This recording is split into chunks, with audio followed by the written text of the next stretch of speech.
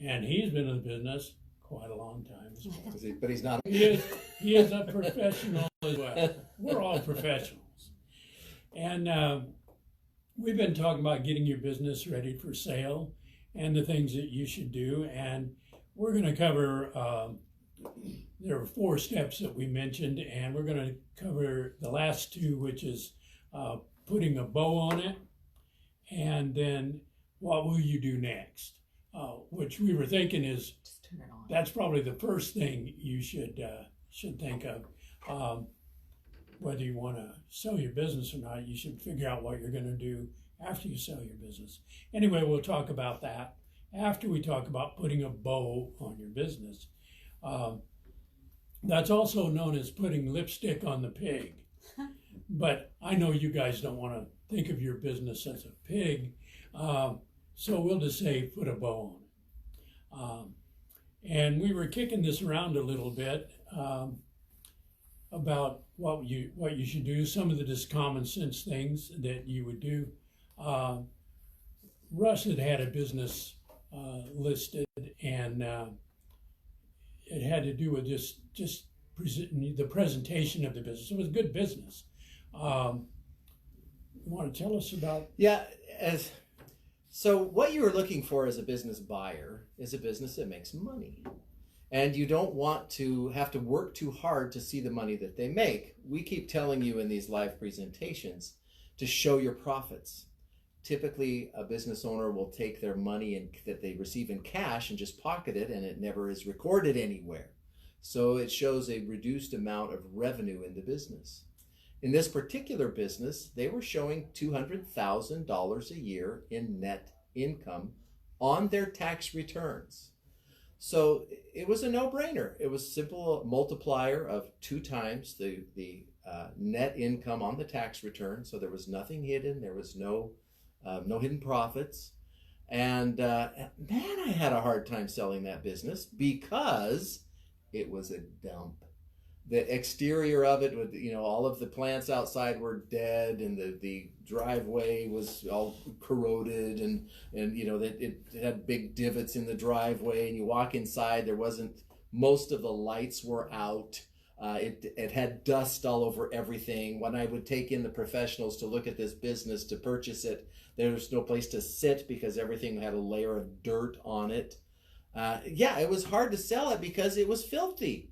And it was making money. It was a great business as far as revenue was concerned, but it didn't show well. So what we're talking about today is, clean it up. Hire a cleaning crew to come in and clean it up and make it look decent, because it'll sell faster. Right. I actually have one like that too right now, and he can't clean it up himself. And so I think that would be best if he would hire someone to do it, because it would make a huge difference. It's a great business. I've had a lot of interest, but once everybody goes there, I don't hear from them again. Yeah. Well, if you take the perspective of the buyer, they walk into the business and they look at it and they want to buy something they can be proud of. Mm-hmm. And they're thinking, okay, it makes money, makes sense that way, but it's going to cost me this much to make it look good. That's right. So now we're going to talk a good game. Don't get me wrong. I did sell the business and I got the price that they were looking for, but I had to talk a lot. I'd say, what would you do if you ran this business? And they said, well, first of all, I'd clean it up. I said, exactly. How much revenue do you think you would start making if the business looked better? And then they started thinking as an owner rather than a buyer. So we're going to do our best to sell whatever business that you have, but you could clean it up and sell it faster if you clean it up.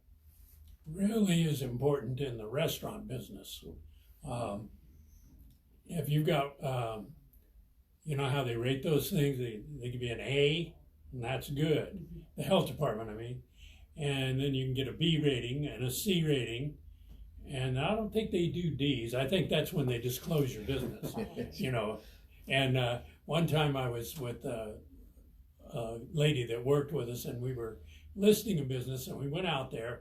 It was a restaurant, and we were going to have lunch there, and they had a B on the door, and she said, I'm not eating there. I said, no, a B's not too bad. And she said, no, that means bugs. B for bugs. She wasn't eating there. And of course, I didn't sell that business either. So it's real, cleanliness is very important in the restaurant business, and having everything look very sharp and clean. How about, what do you guys think about these online reviews that everybody is into these days, like Yelp and that sort of thing? I think they're frustrating because the review never dies. If it's a negative review, it's always there. The best thing you could do is get a bunch of friends to give you positive reviews and bury the bad review. But, if you have a disgruntled customer and a disgruntled employee or a competitor, it's just as easy for them to go on and give you a review as anybody else, and they can make it as negative and ugly as possible. So you really have to have a robust data set, meaning you have to have a lot of people who review you positively to make that meaningful, to make your Yelp or whatever review meaningful. So you kind of have to have a campaign to get people to visit visit Yelp or whatever rating site that they're using and data load it. Put a lot of positive reviews in there to get rid of the bad ones, and it always helps to have good reviews. So I wonder their accuracy though, because it's so easy to give a negative review, and it's just inconvenient and cumbersome to give a positive one. And I think as a business owner, you need to be watching that constantly, because you might need to counteract that by, call Google, call Yelp. This is incorrect. This didn't happen. But just making sure that it's current and it's positive. And if there is someone who's disgruntled and you know who it is, you can work something out with them and show them that you're a lot better than what they feel, you've done. So, but just being proactive on that. And pretty much what you were saying, Russ. And unfortunately, people are more likely to give a bad review than a good one. Always. Yeah. Always. And, ask your good clients to review you. That's just what Russ was saying. Try to get, more people to review you that are happy about what you've done for them. One of the things that I think a restaurant should do is provide Wi-Fi. We're trying, from one perspective, we go into a restaurant and you look around, everybody's on their phone. Nobody's talking to anybody. They're all looking at their phone. And so it would be a nice service if you had Wi-Fi and it was free and they didn't need any codes to get onto it. But also, because they're on their phone, that's when you say, oh, I see you're on your phone. Could you give me a good review today? And just be very upfront and ask for it. Because, again, it's easy to give a bad review, but you have to think about giving a good one. Everybody uses the name of their business. Like I own another company called New Concept Realty. And that's the way everybody did it back in those days. That was the name of your business. Then, probably about, 15, 20 years ago, everybody started changing to acronyms. So now, now that's the thing. So now we do business as NCR Real Estate Advisors. And, and you rework your logos and you do all of those things over time.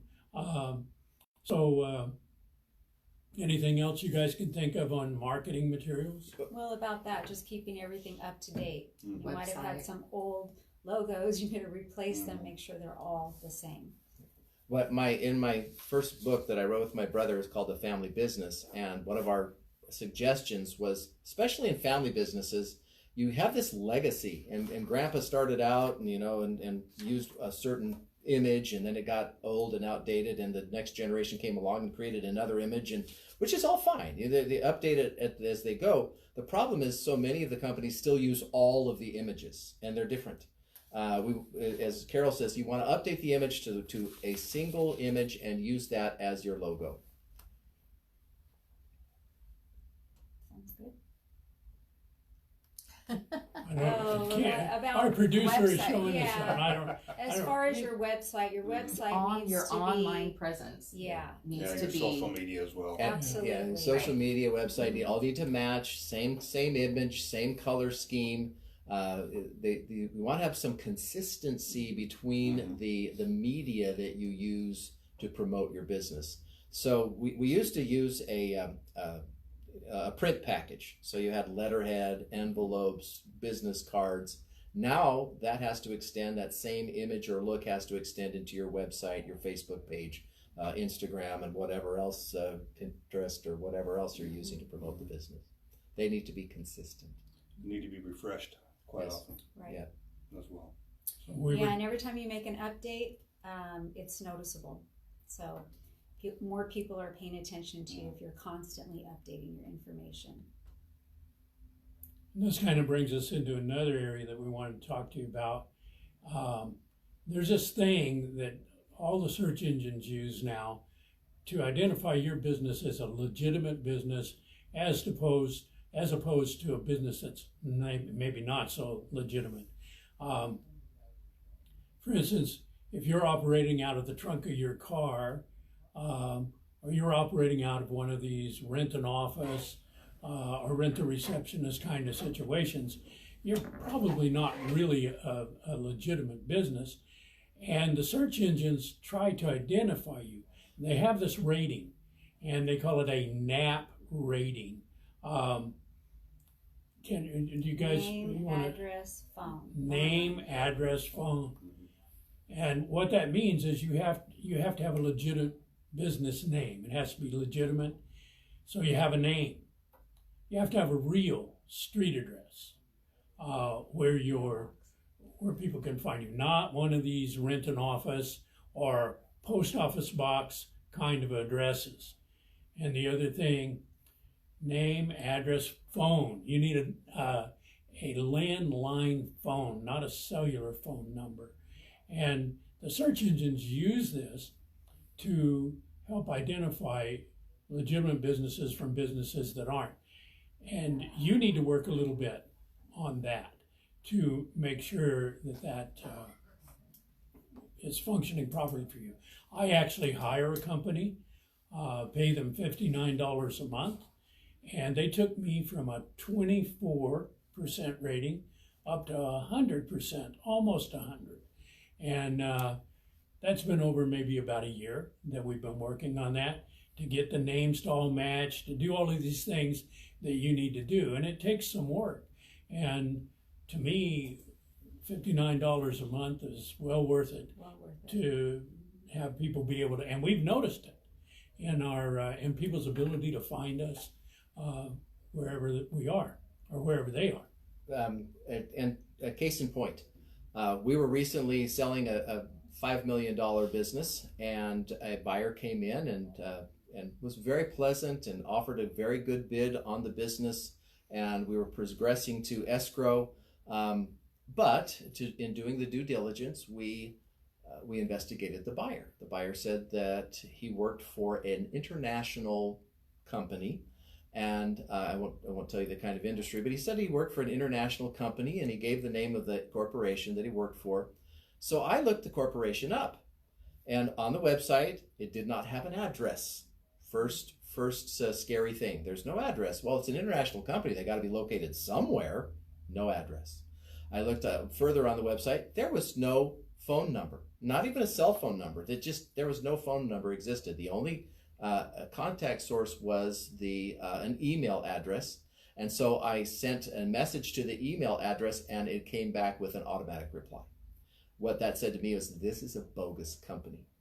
And it soured the deal. We couldn't go forward with that buyer because he could not demonstrate that he represented a legitimate company. So what we're asking you to do as a business seller is make sure your business appears to be a legitimate business, that anybody who's looking to buy would be able to do at least a simple background check and verify that you have a name, address, and phone number.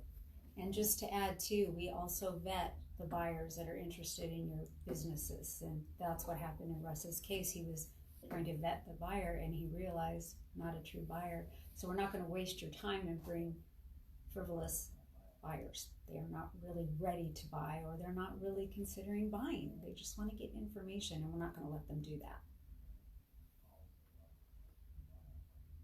Okay, let's see. Well, and if you have people that are the face of your company, your salespeople or your receptionist, you know, they say it's always too late to make a good first impression. And you notice who's located on the edges of the screen. so I take that personally. I take it very personally. My face is cut in half right now, so I'm good. This is my good side. All right. Oh my goodness. There you go. But it's very important to have your staff and the people that work with you to reflect your values and to be friendly to people and treat people honestly and fairly and that sort of thing. And because the buyer is going to be buying your staff and your independent contractors or whoever's with you, and so they need to represent your company well. One of the things that we need to tell you is when we represent your business, we will keep it confidential as much as we can. Mm-hmm. And I will typically tell a buyer, I want you to go in, if it's a retail business, I want you to go in and order a drink or whatever it is you sell or buy, and get a feeling for the service that you're getting. So your people are going to be scrutinized, but they will be scrutinized anonymously. They're not. We instruct our buyers that they're not to communicate with your personnel and let them know that the business that he's or she is looking at the business to buy, but just coming in to see as a customer. So your employees are going to be under scrutiny, and you have to tell them that without telling them that your business is for sale. And so it's just a good practice all the time that your salespeople or your representatives represent you well. Okay. Good customer service skills. Right. And for the buyers out there that are listening to our telecast, we also, these are things you should look for in a good business to buy. If you see these things missing, then that probably is going to bring up some red flags for you, and that might not be the business you want to get involved with. One of the other things this is a contact source that we seldom think about, but people see your business and we tend to market well. We do our websites, we do our advertising, everything looks good. But what is the initial contact? How do they initially call you? If they're calling you on the phone, that phone becomes very important. How are your people responding on the phone? A lot of young people are not taught well how to have a business demeanor when they're talking on the phone, and how to be polite and how to take a good message. So that is another thing that you can do as a business owner, is to upgrade the initial contact that a buyer or a customer would have with your business. Make sure that is positive and pleasant and polite. A lot of P's there. Mm-hmm. Exactly. Training. I think that pretty much wraps up number 3. Now we're going to go to number 4, the fourth step, which is really a thing that, as we were talking about earlier, you should probably think about the fourth step first, which should be the first step maybe. And that would be, what are you going to do once you sell your business? Yeah, I should know. I always ask that when somebody comes in. If this is our business and we make money, the only way we make money is if you make money. We work on a commission basis. But the first thing I ask any customer that comes in that's thinking about selling their business, what are you going to do after you sell? And if that seller doesn't have a good plan or a motivating activity that they're going to do, maybe they're going to golf, travel, write, whatever it is that person is thinking about doing after they sell, if they don't have something to go to, they're not going to be happy. And we want you to be happy. We're going to try and get you the highest and best price for your business. But what are you going to do? You entrepreneurs are very motivated people. They work consistently. They work more than most people ever thought of working. And then all of a sudden the business is gone and they have nothing to do and they are unhappy.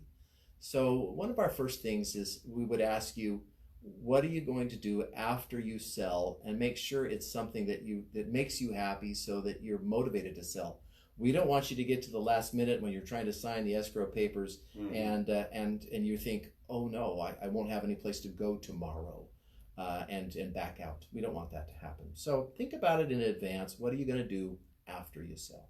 And typically, business owners are so invested in their business, so that when you do make that change, it's a big change in life. It's a big change in attitude. Yeah. So you have to make sure that you really do have something else to do. It could affect your relationships with your family and your spouse. So take that time to figure that out ahead of time. And from time to time, some of our sellers are willing to work at their location for a period of time. Yeah. And so that's an option. Yeah, my brother-in-law, he purchased a dental practice, and the guy that sold it to him worked for him for 7 years. So if you're able to do that. So that's about all we have for you today, and we'll be looking forward to seeing you again. What is it? The second Tuesday? Yeah, of second Tuesday of the month. every month at 10:30. So hope to see you there, or here, or wherever you are. And give us some Next input time. too. Thank you all. Bye-bye. Bye.